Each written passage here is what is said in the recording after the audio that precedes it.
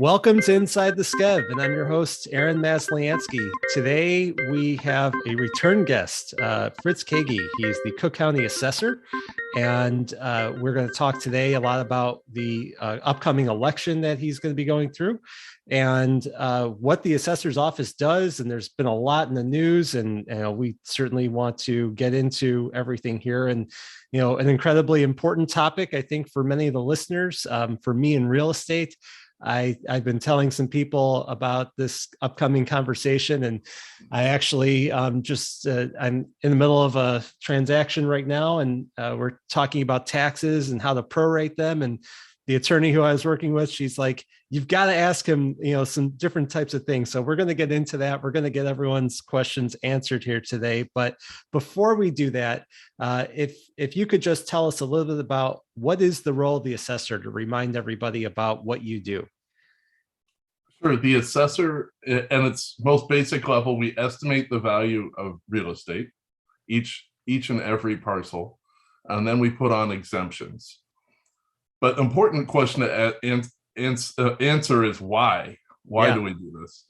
The way our property tax system works is different from a lot of states. In other states, you have these sort of fixed rates, which are called millage rates. And then if assessments grow, then tax revenues grow, and you don't have to think about other people. In this system, it's different. We have a levy system, which is kind of like the bill that comes to you at the end of a dinner with a big group of people. Mm-hmm. And it's fixed. No matter how much assessments go up or down, that amount is going to be collected in the end. So we really do assessments to split up that bill amongst us. What is your share of the total assessed value in the place that you live? That's your share of that levy. That's your share of the bill. And the key thing that the assessor does is making sure that all properties are measured according to market value, no matter how big or small or what kind. And you don't want to have any bias or favoritism in that process, because then you could have the guy who ordered the 40-ounce porterhouse steak not paying his share of the bill, while the person who ordered the side salad is footing the bill for the people who ordered more. So that's basically why we have the system and why it's important that it be done fairly. I think that makes a lot of sense. I think a lot of people can relate to that for sure. Yeah, as a guy who's partaking of my share of steaks, and I always try to make sure I pay my fair share. For sure. So that's incredibly important that you are able to assess things fairly. I mean, is this why you became the assessor, or why you ran for election in the first place in 2018? Yeah, I mean, amongst my peers across the country, people say that no one ever was born to be an assessor or thought they'd be, an assessor growing up. But I was in the private sector before I came into this job, and I knew about how different kinds of buildings were valued, other kinds of assets were valued. And at the same time, I grew up in the South Side and went to in Hyde Park, went to Kenwood Academy, and was going to my annual reunions. And my classmates who had bought homes, during the housing boom in the late 90s, early 2000s, were getting hurt by the housing crisis. Prices were falling 50% in some communities in the South suburbs, but their bills were going up, and I didn't understand that. And so I learned more about why this was happening. And then I realized that what I knew from my private life, my investing life, was connected with the suffering that my classmates were having, which was that big buildings downtown were being valued way out of line with how the market was. Things like the Willis Tower were purchased for $1.5 billion, but were being assessed for less than half of that. And that meant that my classmates, my neighbors, the neighborhoods that I knew growing up were footing the bill for it. And I thought that was wrong. And I thought we needed a change. And someone with my background, I thought, was ideally suited to do this. So someone who'd been a steward, who knew how to value things, who cared about these communities, all of the communities across Cook County, was necessary. And I thought the public was ready. As a student of history, I saw that, where once upon a time people would look the other way at corruption and favoritism because maybe they could get their piece, or they thought it was necessary for the city to function. That was how it was under Richard J. Daley. That didn't work anymore. That conferred favors on a very small group of people at the expense of everyone else. It wasn't good for our economy, not good for our democracy. So I thought all these things were wrapped up in this job, and I wanted to do it. And that's why I've been doing it. And I really enjoy this work. Well, it's important work. I mean, just to talk about like the differences. I mean, it gets back to the original thing. There's just a certain amount that everyone's got to pay. So if the values of, say, the Sears Tower are half of what they should be, then it gets shifted to other people. Now, so you've been trying to make a lot of transparency here. And one of the things that your office had done was to ask commercial property owners for information on their building expenses and incomes in order to be able to get a fair value. Because in order to value a commercial property, you have to take a look at the cap rate, you have to take a look at the net operating income, and those types of things in order to come to a valuation. And I know that there were different law firms that were telling their clients, do not provide this information. So were you able to get this information? And if not, how did you come to determine the values?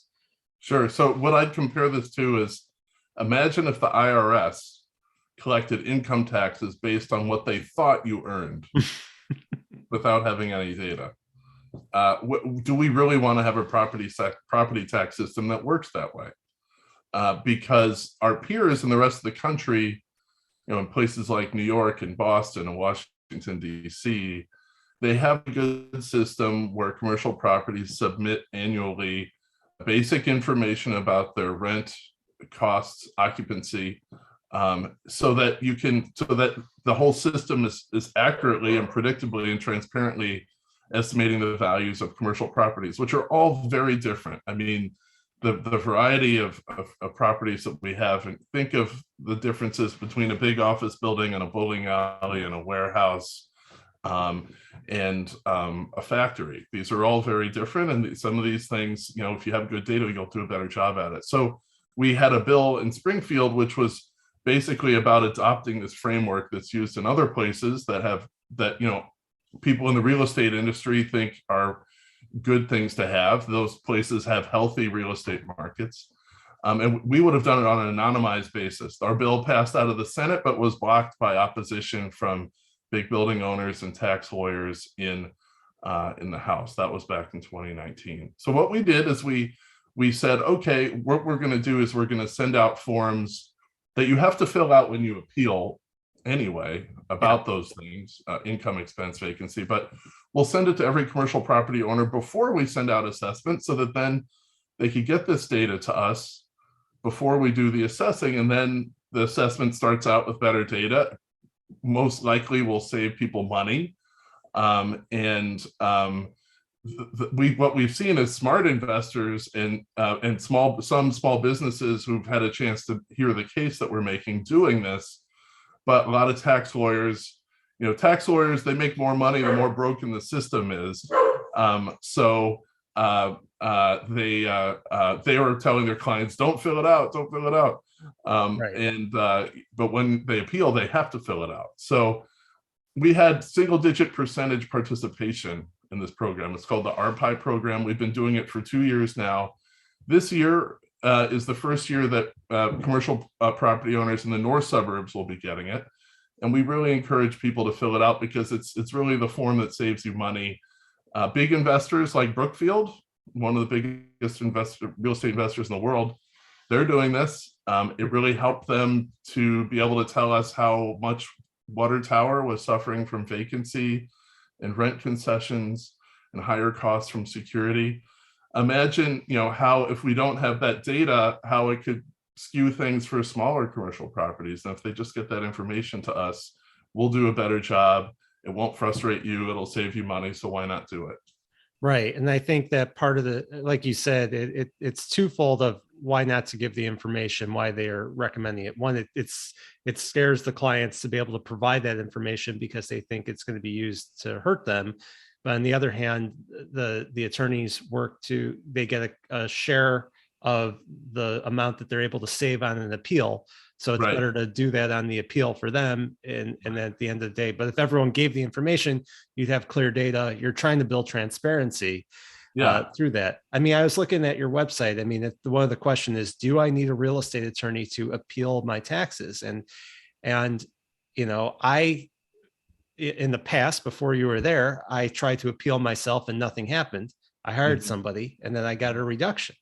And it's like you're trying to eliminate that by making it transparent. So do most people now try to appeal by themselves? Do they know how to go about doing that?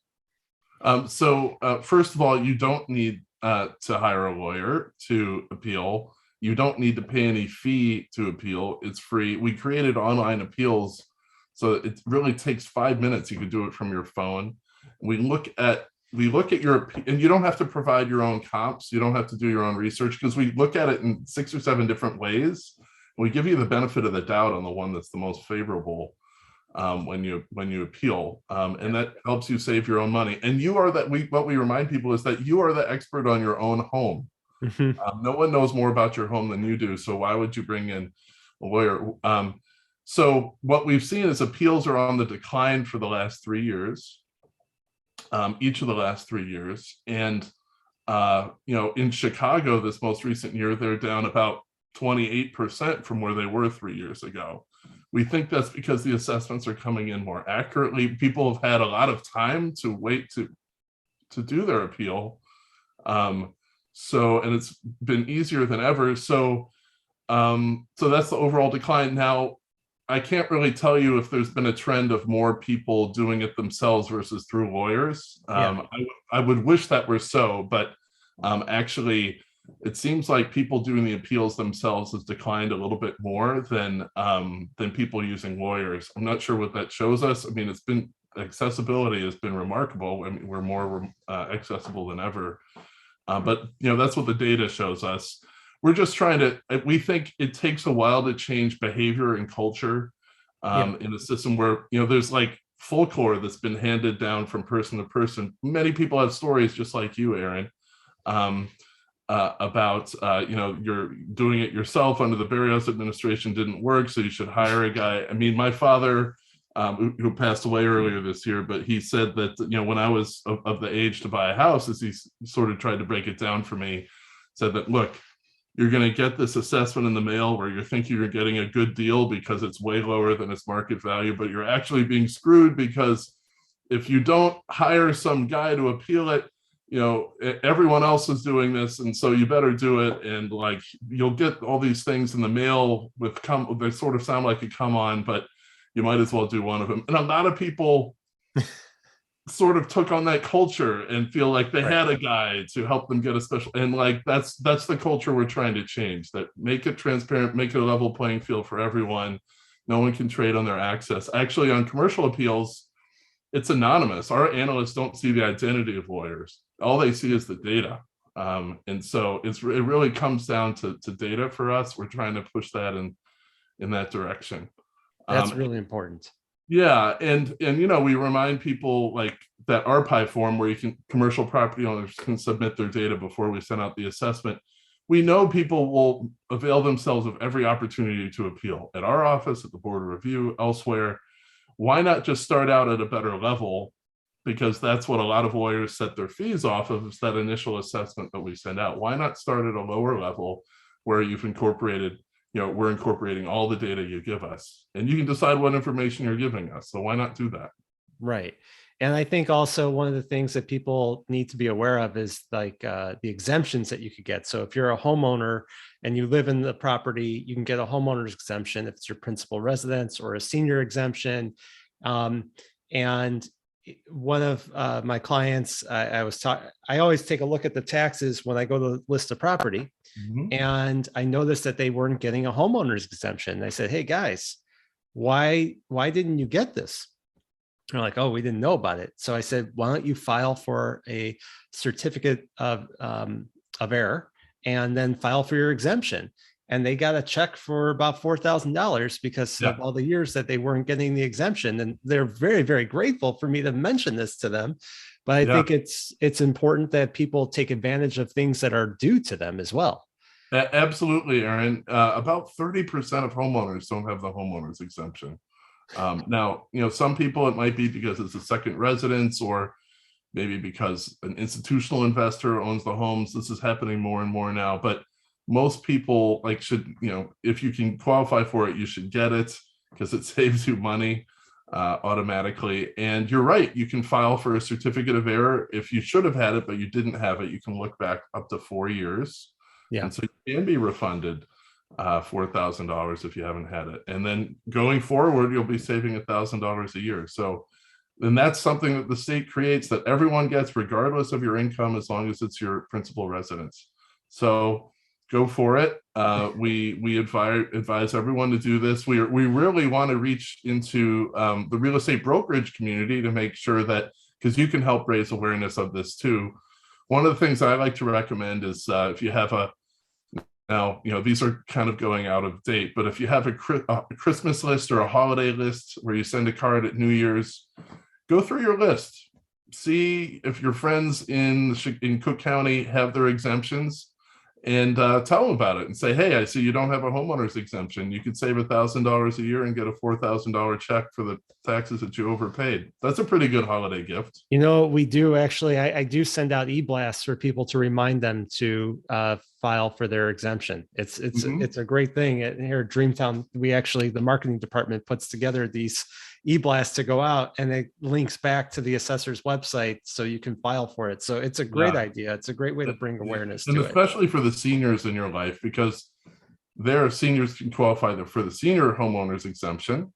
Yep. And especially senior freeze, where if your income's below $65,000 adjusted, your assessment's frozen in place. And that is the most valuable exemption you can have, especially in an environment of rising real estate prices.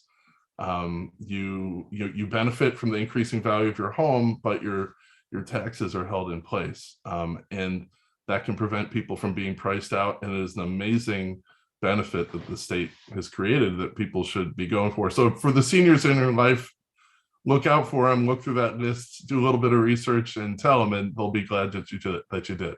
Yeah, they definitely will be very glad.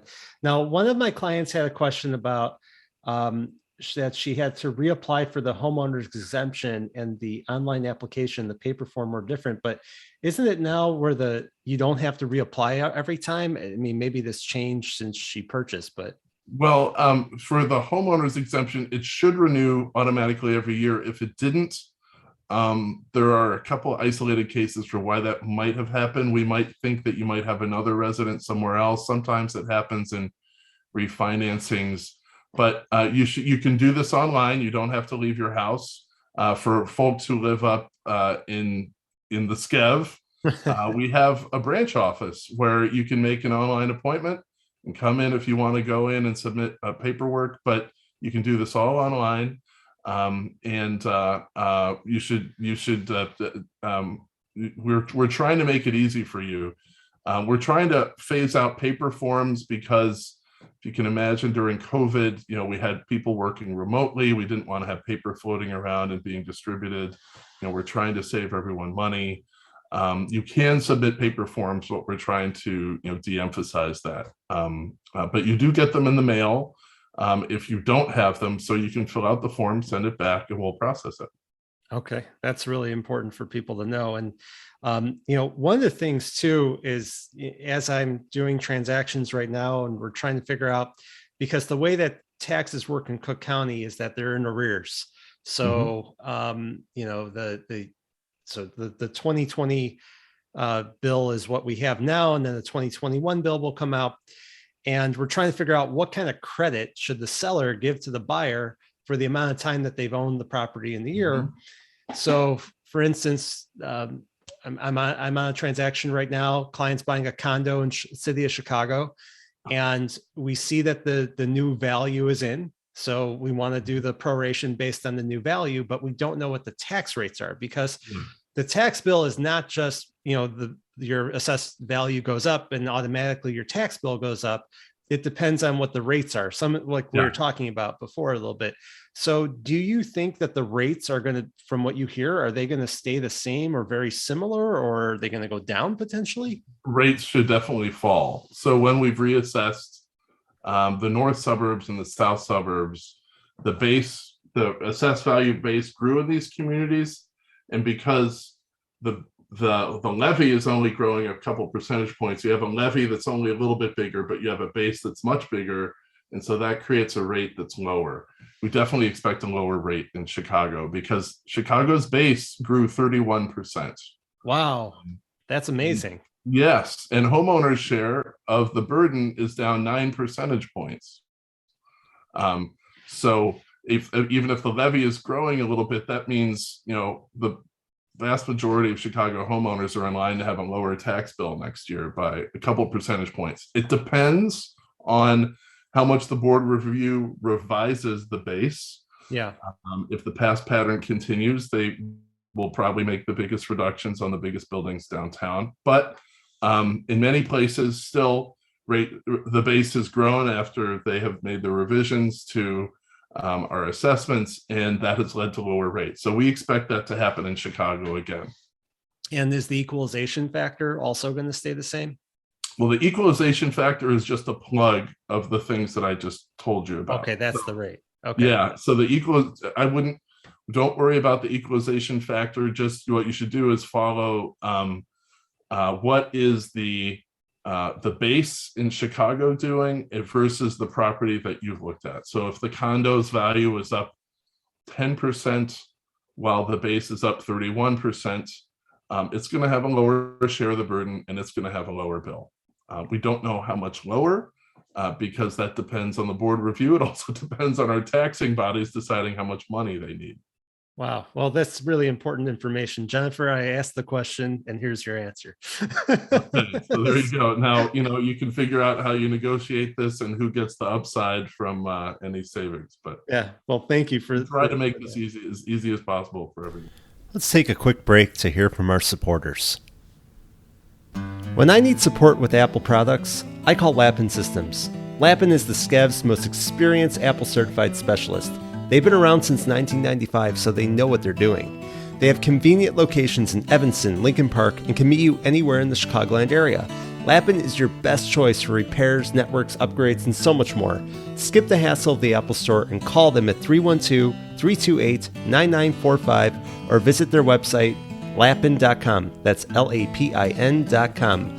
Mention Inside the Skev for 10% off all approved labor charges.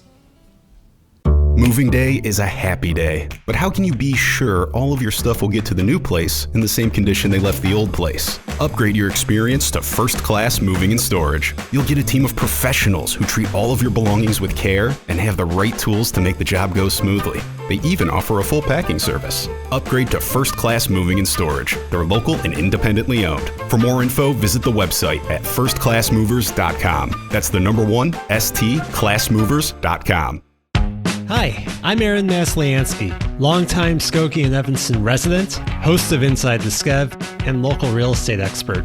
As a community connector and realtor with Dreamtown Realty in downtown Evanston, I know firsthand what makes the Skev such an amazing place to live.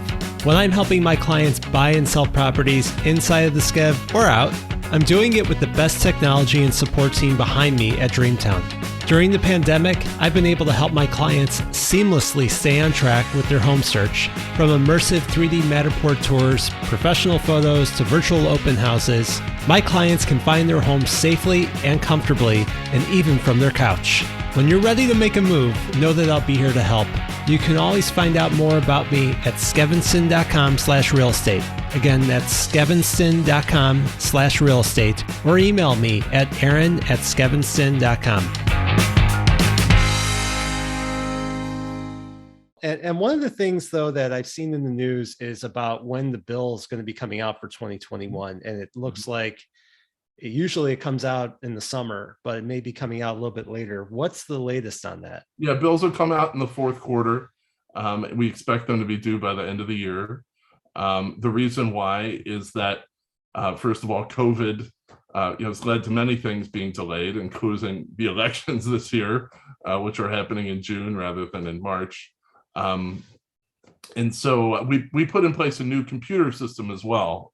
When we came into this office, we had a prehistoric system that was 40 years old.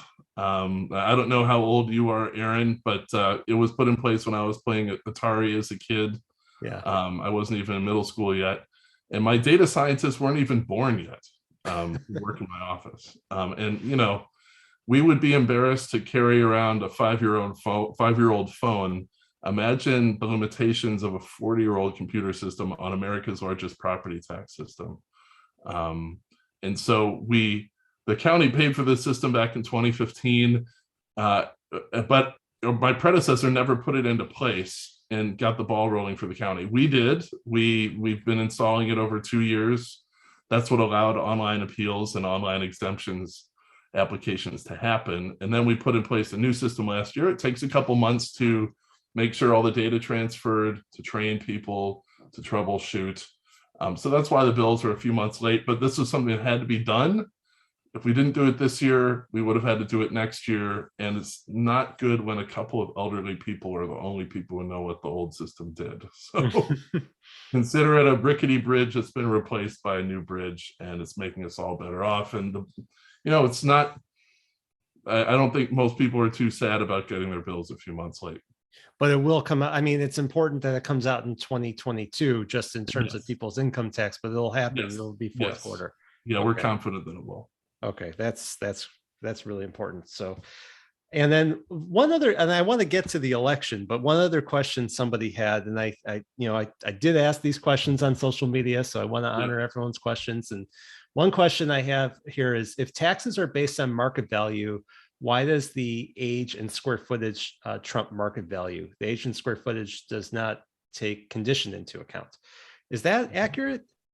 Well, I think that might have been an observation based on the practice that you've seen out of this office in the past. Yeah. You know, what basically the questioner has it right. The frame is market value, is like what this whole system is supposed to be mirroring. Assessments are supposed to mirror market value. Now we go into this task with, you know, we're trying to distill the massive complexity of the world. Imagine how every house is a little bit different. And, you know, if you've ever tried to buy a house, I happen to own a lot of books. So when I saw this house right here that had these bookshelves, that kind of did it for me. I'd be willing to pay more for it. Would someone else? Maybe, maybe not. But we're trying to distill the complexity of the world into, you know, about 40 different variables in our office, some of which we measure well, some of which are not measured well. So we have good measurements of footage, we have good measurements of age, we have good measurements of the type of construction. What we don't have a good handle on is internal condition and quality. You know, I grew up in a house with a very cheap Swiss American father who happened to have a kitchen that, you know, our kitchen dated back to when Bess Truman was in the White House back in the 50s. But the neighbor next door had a Martha Stewart kitchen. In the market, people would pay more for that. You know, the houses were identical. People would pay more for the Martha Stewart kitchen house than the Bess Truman house. But our system would not see the differences internally. So it might assume that the price someone paid for the house next to us was the one they paid for my dad's, which was not the case. But if my dad sold, our model would say, oh, okay, whatever this house sold for, the one with the Martha Stewart kitchen should sell for the same, but then it would sell for more. So those differences are the differences that we want to see, but sometimes we're not able to see. We're trying to do a better job of measuring condition and quality. We have an initiative that we're leading with the top 15 assessors in the nation with the White House, and we've led this to get access to the Federal Uniform Appraisal Database, because every mortgage in America that's guaranteed by the federal government, the mortgage has an appraisal that goes into this national database. And in every appraisal, there's a rating 1 through 6 on condition of quality of the home. And we just want to see those ratings so that we can identify the homes that are down at the bottom end of the spectrum so that we're not over assessing them. And we've had meetings at the White House where we brought in the assessor of Philadelphia and Detroit and Miami and Palm Beach, saying, you know, explaining to them why this data would help us, you know, not over assess homes at the bottom end of the spectrum. And it's really compelling. So we submitted that letter last August. We've had a couple meetings with the White House this year, and we're trying to push this forward. And so that's the thing that will help us to fix that problem that the questioner was asking about. But when we're valuing homes and comparing their values, the dollar per square foot, once we're sure we're making an apples to apples comparison, that we're not comparing, a frame house with a brick house with a split level, we want to make sure we're comparing apples to apples. But once we do that, then we compare it at dollar per square foot. That's kind of the way we think and our model thinks. And that's how we think the market thinks too. Yeah, I think that's accurate based on what I see as well. But Mhm. that's really interesting. I mean, to be able to get that data from the database for all the appraisals, I mean, that'll have a big shift, because then you actually know what's going on, as long as the properties have, sold within a certain time frame. Yeah, we think the appraisals will be more accurate than like some of the data that we have, which could be decades old. Oh, for sure. And Totally. but what I can say, Aaron, is that when we reassessed the north suburbs in the first year of our administration, the gold standard in our industry, the International Association of Assessing Officers, they found our assessments to be within industry standards for accuracy, equity, and uniformity for the first time in memory for this office. So we're already doing a lot better. We can always do better. I mean, I'm sure you'll have lots of folks in the Skev who could tell us about how we really messed it up on their property, which is statistically always going to happen, but we always want to get it better. The good news is with appeals on the decline, we can really dig into the cases where we're off the mark and we can do better. Yeah, I mean, you're trying to bring transparency. I think that's so important. And I want to shift a little bit and talk about the upcoming elections. And we know why you ran in the first place, but why are you running for re-election? And I mean, how's it going so far? Yeah, well, I'm running to protect all the gains that we've made that we were talking about on this show, assessments that are now within industry standards. This was the first year that the average homeowner's property tax bill fell in the north suburbs in a decade. Countywide residential property tax is up just 1% per year over the last 2 years, after years of massive increases. So we really broke that trend. So continuing the gains from that, continuing to make sure that the system's fair and more transparent, we can make all these service upgrades. That's what this is all about. And we can't go back to the terrible ethical problems that could really happen at this office if you don't have the right person in there. That's what's at stake, because my opponent is her spouse is a real estate lobbyist who's taken $500,000 in real estate income and will continue to do it. Even if elected, and really being funded by the big building owners who you can understand don't like the changes that we've made. All the opponents of the bill down in Springfield that I mentioned, the people who've opposed our reforms, they're backing my opponent, and so that's what's at stake. We want to keep the gains that we've made for homeowners, for the public, and reforming the system, and continue to move it forward. There's so many other things that we could do to keep getting more gains for the average person, and make it more predictable and transparent to provide better service. We just cannot go back to the way it was. Right. I mean, you actually you have two opponents. You have one in the primary, and then you have somebody who would run the libertarian.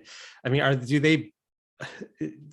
they both have the same types of feelings on this, or? I think they're different. First of all, I'm running in the Democratic primary, so right. I have a Democratic primary. If I were to win the Democratic primary, I'd have an opponent from the Libertarians, and the Republicans may run a candidate too. They have the right to do that. Yeah.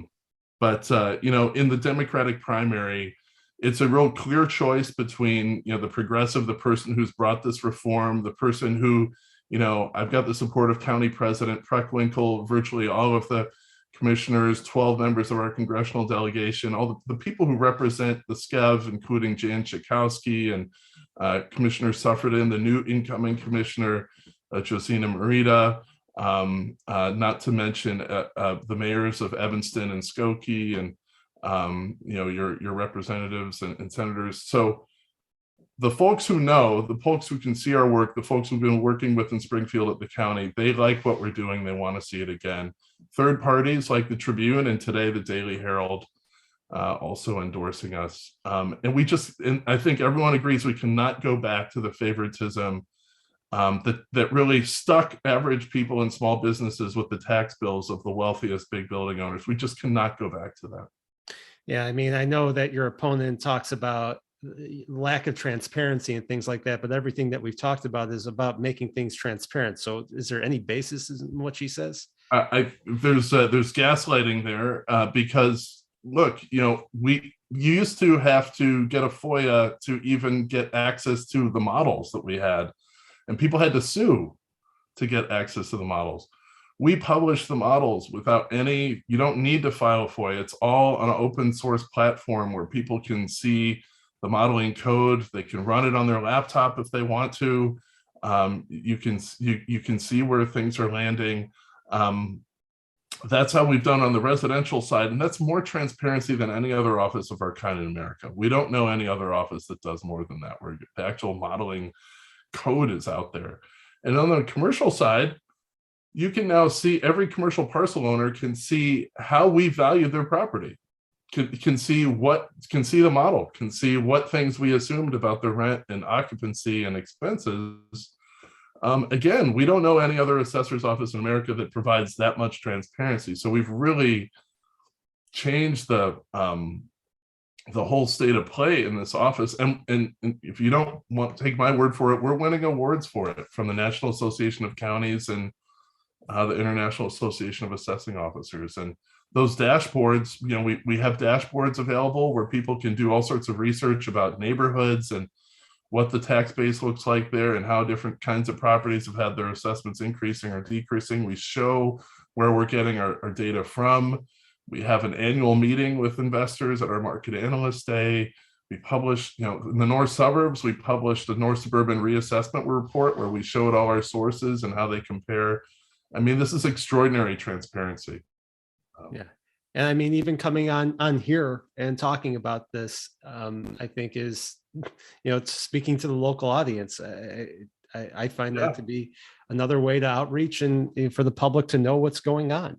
Yeah, and I do this with like people who even are my most implacable opponents. I speak to the property tax appeals lawyers. I've spoken to BOMA, the Building Owners and Managers, which is the club of the skyscraper owners, and I've spoken to them, showing our data, and so this is how reform moves forward, just by talking to people, carrying the banner for reform, taking feedback, repeat, and I didn't have the support of the party when I ran 4 years ago, but our work with President Preckwinkle, has led to the party adopting our reform banner, and that's how our reform is going to have deeper and more enduring impact, because the reform vision of the office has been adopted by the party, and this is how reform endures, we think.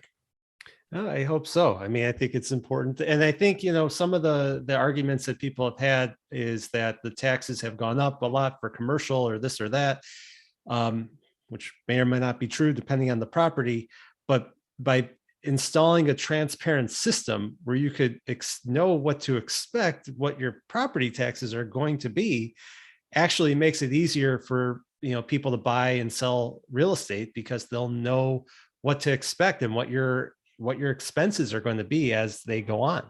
Am I right? Exactly, Aaron. As someone who was in the private sector, as an investor, investing people's money, just being able to predict and underwrite and reduce the risk of an assessment that's far different from what you expected, that is the most important thing that you can do. And we make tools available to people who are market participants, so they can underwrite better.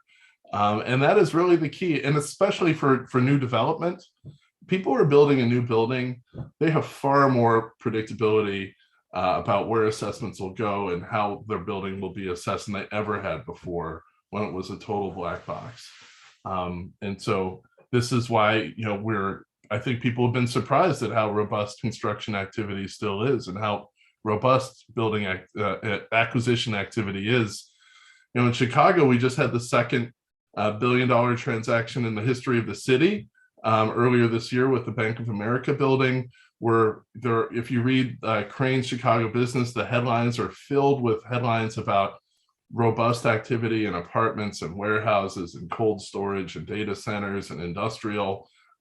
These are really hot areas and the good thing is that money's coming from the rest of the United States and around the world here, when that wasn't happening as much before, when it used to just be a tight circle of Chicagoans who could navigate the system, but it wasn't really friendly to outsiders. So this is good. This is good for us all. And of course, it could get better. Office is, the market is saying we got too much office space.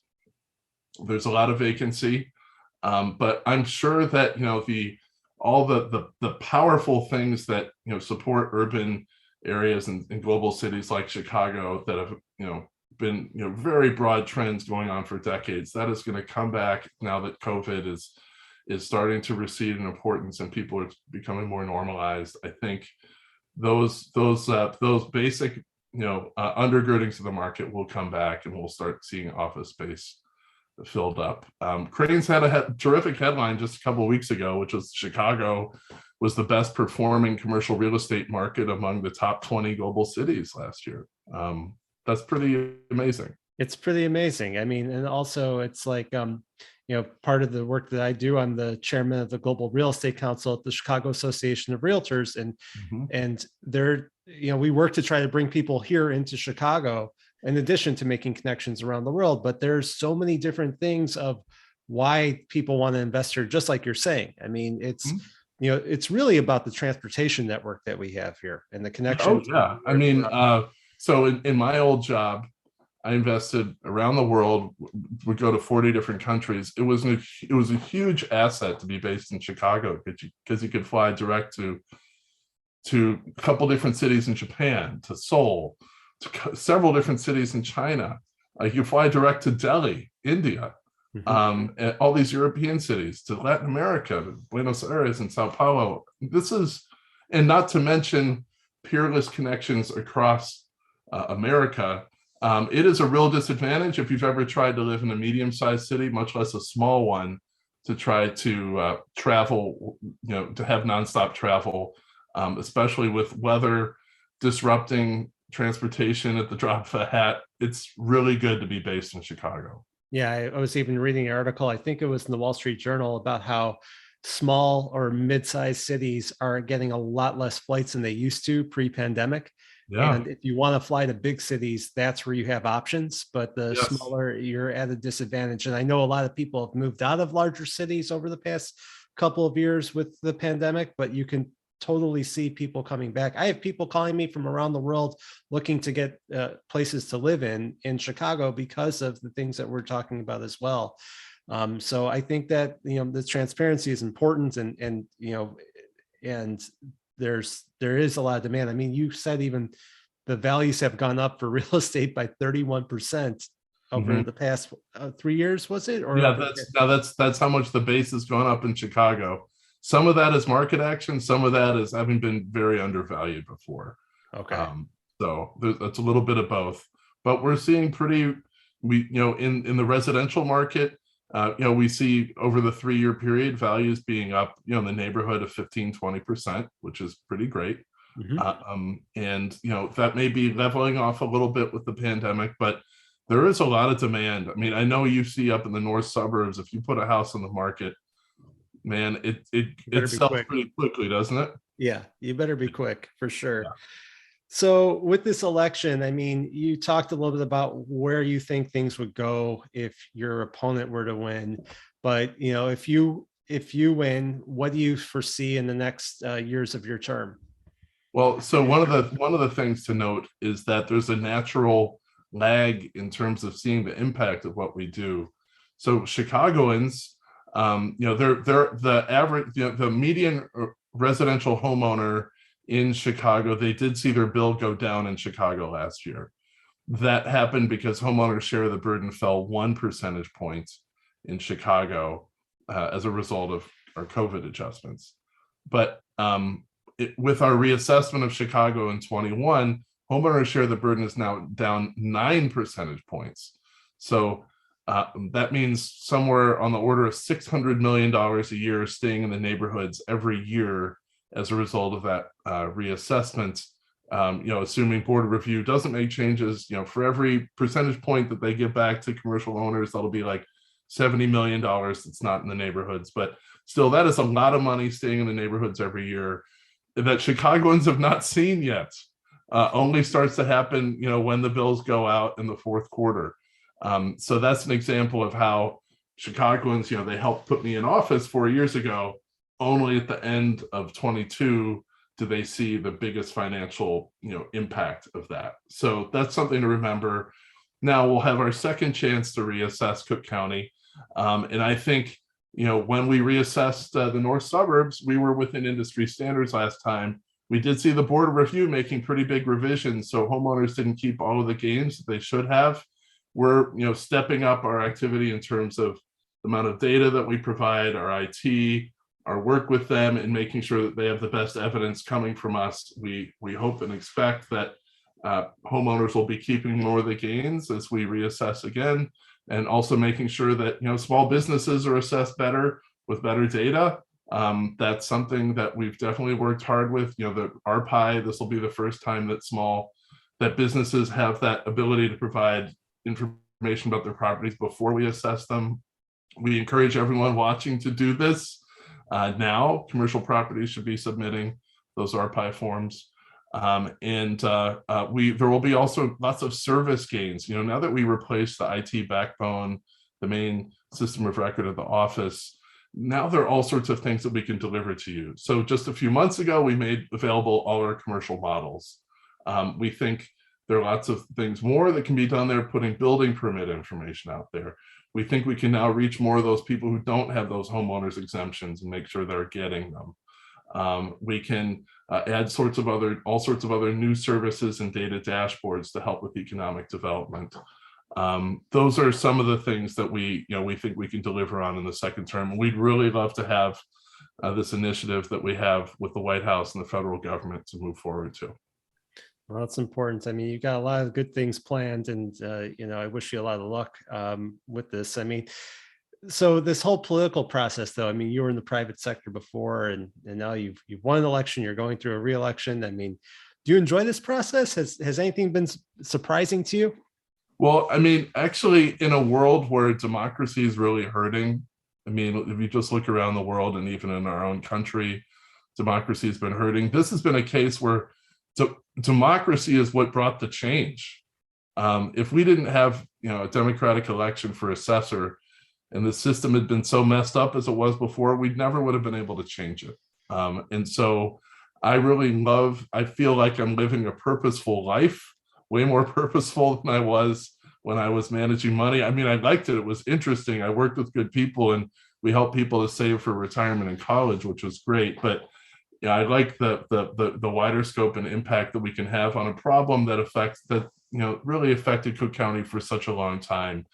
I love to do this. I work with wonderful people helping to make it happen.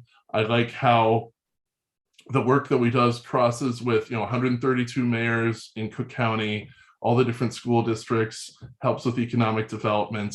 And it's really important on two things that the state needs: good government and economic equity. These are two of the biggest problems of our time, and I love that we're making a positive impact there.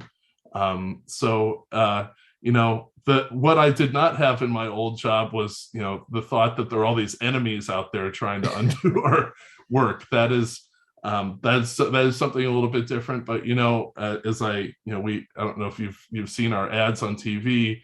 The dartboard ad. It quotes an article from Crane Chicago Business where they say if you go to the office of any big name developer downtown, you'll see a picture of my face on a dartboard.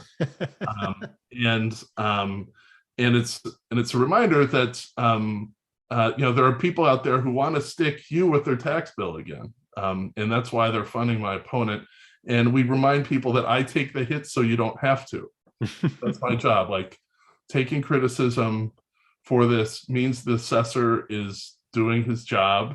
And I just, want to be evaluated on, am I being fair to everyone? And especially that person who doesn't appeal every year. And I enjoy this work. So thanks for asking. No, you're welcome. It's definitely something I'm curious about. But So if people want to learn more, first of all, about the role of the assessor, how to get the exemptions, all that, and then also about your campaign, where should they go to learn more? Okay, so first of all, you can go to the office's website at cookcountyassessor.com to get more information about the office. We set this interview up through my campaign, so you can go to learn more about our campaign, go to fritzforassessor.com. So it's FRITZFOR and then ASSESSOR.com. And you can learn more about the campaign and our endorsements, what we've been able to do, learn about me. And if you want to get involved, you can see how you can donate or volunteer right there. Our campaign is a wonderful collection of people. Folks in Evanston who know Eli Stone, he was involved. He used to manage Mayor Biss's campaign, and also my campaign manager, Elena Hampton, is a real hero and superstar in her own right, doing a great job. So it's a fun campaign to volunteer for. And when is the election? The election is June 28th. You can start voting early in a week's time, and you can ask for a mail-in ballot as well. Everyone should, I know people have travel plans this time of year, so remind others that it's happening. Because we're having this election in June, which is kind of an unusual time, was delayed because of COVID. Remind people so that they can vote, especially if you got maybe a student who was out of town but is now in town. And if you're going to go on vacation, make sure you get your vote in before you go. Yeah, a lot of people don't vote for the smaller local elections, but these are the ones that really impact you. This is a big one. This has a bigger impact on household income and wealth than any other office out there. So be wise. Absolutely. Well, Fritz, thank you so much for joining me today. I appreciate it, and good luck. All right. Thanks, Aaron. Thanks, everyone out there. Take care. I'll see you out in the Skev sometime soon. Sounds good.